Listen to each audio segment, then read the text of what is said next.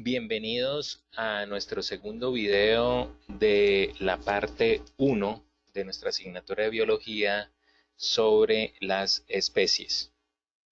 En este video nos vamos a concentrar en la forma como los seres vivos se organizan desde su forma más pequeña y más básica hasta su forma más compleja.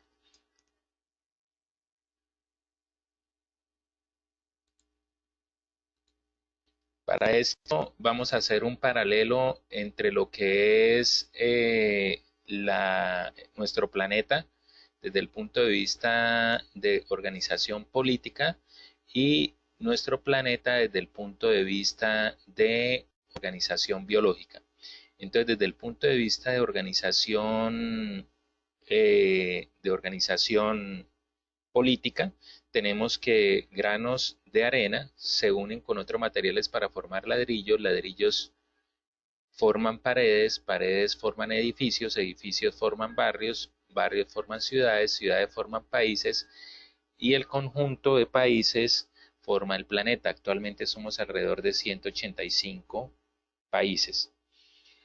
Desde el punto de vista biológico tenemos que partimos de los átomos se unen para formar moléculas, las moléculas se unen para formar células, el conjunto de células forma tejidos, el conjunto de tejidos forma órganos, el grupo de órganos forma sistemas, los sistemas unidos forman un individuo, el individuo o el grupo de individuos forma una comunidad, la comunidad con el medio ambiente forma un ecosistema y el conjunto de ecosistemas forma lo que nosotros conocemos como biosfera. Aquí tenemos el mismo esquema, pero ya visto con un ejemplo que es el lobo, ¿sí? Entonces, aquí estamos partimos de los átomos. Tenemos átomos de oxígeno e hidrógeno que forman moléculas de agua. La molécula de agua es quizás uno de los principales componentes de todos los seres vivos. Esta molécula de agua hace parte de un núcleo que a su vez hace parte de una célula, en este caso una célula ósea. El conjunto de células óseas forma el tejido óseo del lobo. Los distintos tejidos óseos forman un órgano que es el hueso del lobo. El conjunto de órganos de huesos forma el sistema esquelético que junto con otros sistemas forma el organismo lobo o el ser vivo lobo. El grupo de lobos se conoce como manada de lobos, esta es la población, el nivel población, y pues de los lobos sabemos que ellos son muy organizados y que siempre tienen una cabeza que es el macho alfa al cual todos siguen y obedecen. El siguiente nivel es cuando la población de una determinada especie se une con otras especies, tanto animales como vegetales, y forman lo que se conoce como comunidad. Los lobos entonces estarían con conejos, con árboles, ¿sí? Y la comunidad junto con el medio ambiente forman lo que se conoce como un ecosistema. Los lobos sabemos que pues ellos conviven en ecosistemas de tipo bosque. El conjunto de ecosistema forma lo que conocemos como la biosfera, que no es todo nuestro planeta, y pues el planeta está constituido por varios de estos ecosistemas. En el nivel subatómico tenemos las partículas que integran el nivel subatómico es el primero de los niveles, y en este nivel encontramos los componentes del átomo. Entonces, para que distingamos, pues, todo átomo tiene un núcleo. Dentro del núcleo está, pues, los componentes que aportan masa, que son el protón y el neutrón, y tiene unas órbitas donde se encuentran las partículas energéticas, que son el electrón y los quarks.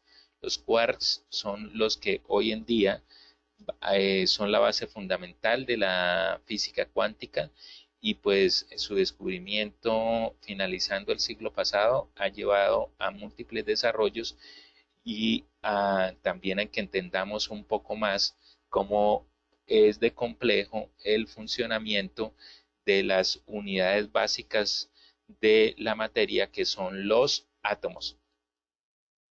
Los átomos son pues el conjunto de estas partículas subatómicas forman un átomo, y los átomos están identificados dentro de lo que conocemos como la tabla periódica. La tabla periódica de los elementos agrupa todos los elementos que hasta el momento pues son conocidos y son utilizados dentro de nuestro planeta para todo lo que nosotros necesitamos. Esta es la base de los plásticos, esta es la base del petróleo, esta es la base de todo lo que nosotros conocemos como materia, está aquí en esta tabla periódica. Actualmente son 135 elementos, es probable que se descubran otros más, pero aquellos que se descubran aparecerán al final de la tabla como tierras raras porque no serán elementos comunes. Los más comunes ya están identificados y los tenemos ya muy estudiados desde hace casi 2 siglos a través de la tabla periódica. El siguiente nivel es el nivel molecular, que es la unión de átomos. Dentro de los átomos encontramos lo que se conoce como las biomoléculas o principios inmediatos, que son fundamentales para el siguiente paso del nivel. Y son fundamentales para la vida. Entonces, dentro de eso tenemos dos categorías. Uno que es moléculas inorgánicas, donde está el agua, las sales minerales, los iones y los gases, que son inorgánicos pero fundamentales para la vida. Todo ser vivo requiere de estas biomoléculas inorgánicas para su funcionamiento. Y dentro de las orgánicas pues tenemos las grasas, las proteínas, los carbohidratos y obviamente los ácidos nucleicos, que son el fundamento del ADN y la genética humana. Estos tres niveles, que es los que hemos visto hasta ahora, el nivel subatómico, que es el primero de ellos, el nivel atómico y el nivel molecular, son desarrollados químicamente.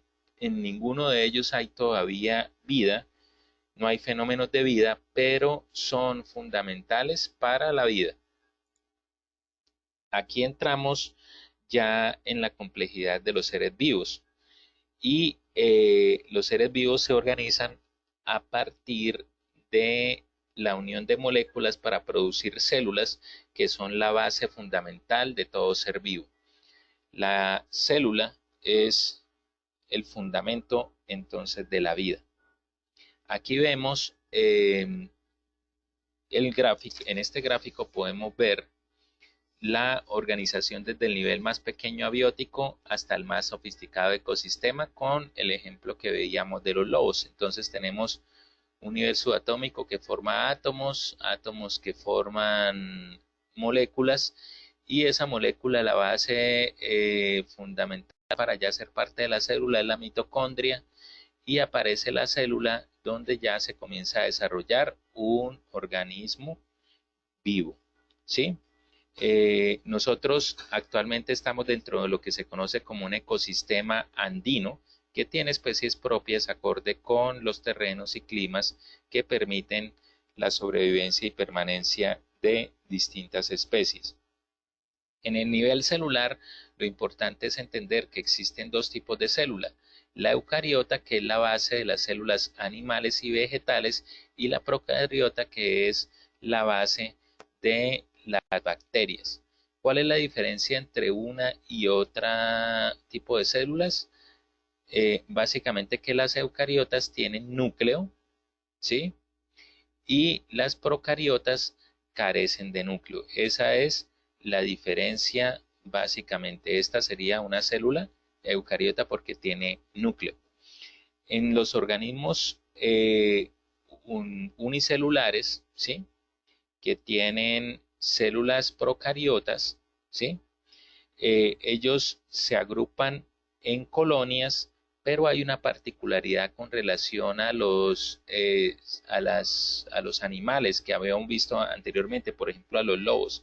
Estas colonias cada ser actúa independientemente, o sea, cada ser busca su propia sobrevivencia en forma independiente. En cambio, las organizaciones que vimos anteriormente son propias de los animales, donde lo que se busca es la sobrevivencia de la especie. En el nivel pluricelular ya tenemos los tejidos. Aquí tenemos ejemplos de tejidos, ¿sí?, que hacen parte de un organismo humano y cómo eso está relacionado con los órganos, los sistemas y los aparatos. Entonces tenemos, por ejemplo, el tejido de la piel, que es fundamental para nuestro sentido del tacto. Tenemos el tejido adiposo, que hace parte y es fundamental para órganos como el hígado, es fundamental para aparatos como el aparato digestivo, ¿sí? Y es fundamental para el sistema muscular. Tenemos la sangre. La sangre es el fundamento del sistema circulatorio y es fundamento también del órgano corazón, que es el órgano fundamental de la vida, ¿sí? En el tejido óseo, pues hace parte de lo que es el sistema esquelético, nuestro sistema esquelético. El cartílago hace parte de lo que son las articulaciones, que son fundamentales también para la unión de nuestro sistema esquelético y son prácticamente un sistema dentro de nuestro organismo, ¿sí? Y lo que tiene que ver también con los ligamentos, que de alguna forma hacen parte del sistema muscular, ¿sí? Entonces, en el nivel pluricelular, la base fundamental son los tejidos. A nivel de individuos, entonces tenemos que hay plantas, animales y seres humanos que somos verdaderamente complejos, somos seres vivos muy complejos. Y aquí cabe preguntarnos, ¿qué tanto controlamos el funcionamiento? ¿O será que nosotros controlamos el funcionamiento y hasta qué punto lo hacemos?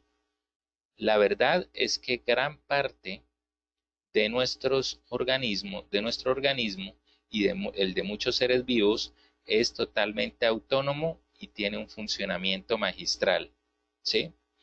Para entender un poco esto, la ciencia que en estos momentos más ha avanzado o donde más hemos avanzado es en el tema de la inteligencia artificial. La inteligencia artificial es en estos momentos la punta de lanza de los avances a nivel de ciencia y tecnología actuales. Pero aún así, la inteligencia artificial, que lo que hace es simular la inteligencia de lo natural, está muy lejos de alcanzar la complejidad de cualquier ser vivo. Incluso no sería capaz el mejor de los sistemas de inteligencia artificial actual de actuar o de tener el funcionamiento magistral que tiene una ameba. En el nivel de población encontramos que la población es la organización de varios individuos de una misma especie. Conocemos pues de documentales, por ejemplo, del documental del pingüino emperador, que fue muy famoso, de cómo ellos se unen pues para proteger sus crías, documentales que hemos de los gorilas y cómo ellos tienen su forma de organización familiar, su forma de organización, podríamos decir, de organización social. Y en los niveles de población hay casos pues bastante particulares. Algunos de ellos, por ejemplo, que los leones son capaces de sacrificar o matar a hijos o familiares de la manada si ven que no pueden sobrevivir, y le dan prevalencia pues a las crías para que las crías puedan garantizar la especie. Los lobos, por ejemplo, que son capaces de crear estrategias muy sofisticadas de caza, donde líder de la manada, el macho alfa, es el que da las instrucciones y los demás las siguen, y de esa forma se garantiza la supervivencia de la especie. Las hormigas, que son en verdad bastante diminutas, pero tienen formas de organización muy sofisticadas para garantizar su vivienda y su alimento. En el nivel de comunidad, lo que existe es una coexistencia de distintas especies que dependen unas de otras para mantener el equilibrio natural. Aquí, por ejemplo, vemos fitoplancton que está en las algas y está en la parte de un lago, en toda esa parte vegetal dentro del agua. Eh, Tenemos peces, ¿sí? Peces que están dentro del lago. Tenemos ranas, insectos como la libélula que aparece acá, ¿sí? Vegetales. Tenemos un águila, ¿sí? Y tenemos el ser humano, ¿sí? En esta gráfica todos estos seres están coexistiendo y tienen un equilibrio natural. Lamentablemente, en estos momentos, el que predomina para mantener el equilibrio natural no es ninguno de estos animales. Esos animales saben y son inteligentes para mantener el equilibrio, pero el que está afectando ese equilibrio natural definitivamente es el hombre, ¿sí? Y es el único que de todos ellos que tiene la capacidad de mantenerlo o destruirlo, ¿sí? Por voluntad propia. Entonces, en ese proceso hay que preguntarnos hoy en día, por ejemplo, qué está pasando con algunos sitios que hemos escuchado últimamente en las noticias, donde antes existía demasiado flujo de personas y esos flujos de personas en forma no controlada ocasionan daños en medios ambientales. Entonces lo que está pasando es que se está restaurando el hábitat de comunidades biológicas, está creciendo más lo verde, están apareciendo especies incluso que se creían estaban a punto de extinción, están apareciendo nuevamente gracias a que no está apareciendo el hombre con sus capacidades de destrucción de este tipo de comunidades naturales.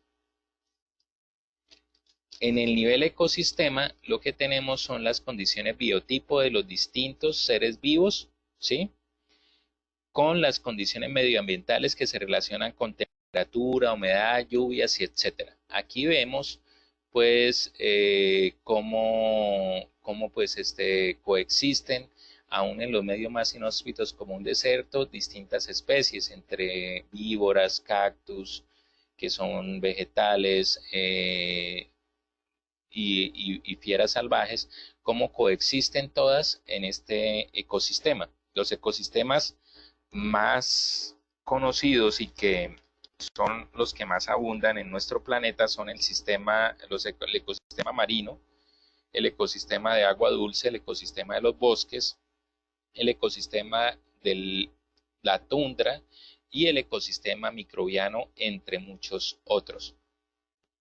Al nivel de la biosfera, lo que tenemos es un conjunto de todos los seres vivos que constituyen el planeta Tierra, y todos los seres vivos dependemos unos de otros. Actualmente somos más de 2 millones de especies de seres vivos, desde los microorganismos hasta los animales más sofisticados, y el tema clave es que dependemos unos de otros.